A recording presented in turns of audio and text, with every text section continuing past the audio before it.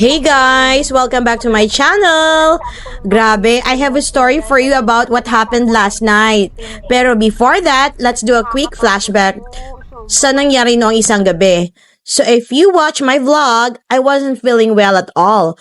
Buti na lang my husband was super sweet and siya yung nag-drive for me kasi hindi ko na talaga kaya. He really made sure I was okay whole time. So lucky to have him. Pero kagabi, ibang level naman ng experience. Naiwan kasi ng asawa ko yung motor niya sa Taguig, so he had to commute. Hinatid ko siya sa Dasmariñas para makasakay siya ng bus papuntang Taguig. You were kind of rushing kasi kailangan niyang makuha yung motor before it got too late. Tapos ako naman, kahit medyo pagod, sabi ko okay, magde-deliver ako after. And this is where things got crazy. So I accepted a delivery papuntang Bulihan Silang. Everything was fine until I realized, wait for it, mali yung pin na binigay sa akin. As in, umikot ako ng umikot trying to find the right place. It was getting late and the roads were super quiet, which just made the situation even more stressful. And ito pa nga, while I was driving around, nadaanan ko ang sementeryo. Yes, guys, sementeryo at night. I was all alone and let me tell you, I was so scared.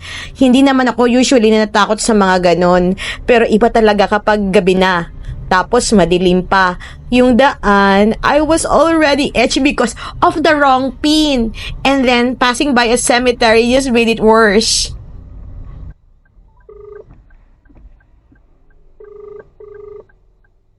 Hello, andito na po ako sa Bulihan. Saan po ganda sa Bulihan? Exact ano ng Bulihan, ma'am? Andito ako malapit sa sementeryo. Tama ba yun? Ay, so ikaw, lumagpas na po kayo. Galing po kayo ng Bulihan. Lumagpas na po kayo. Hindi po ba nila na-inote yung Bulihan site services?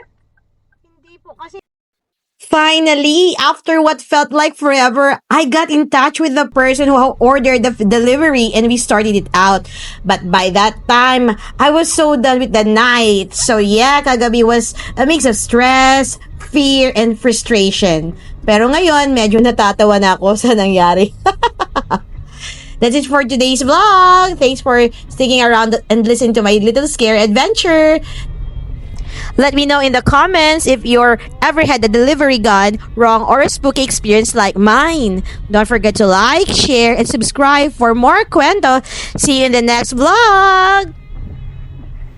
Bye!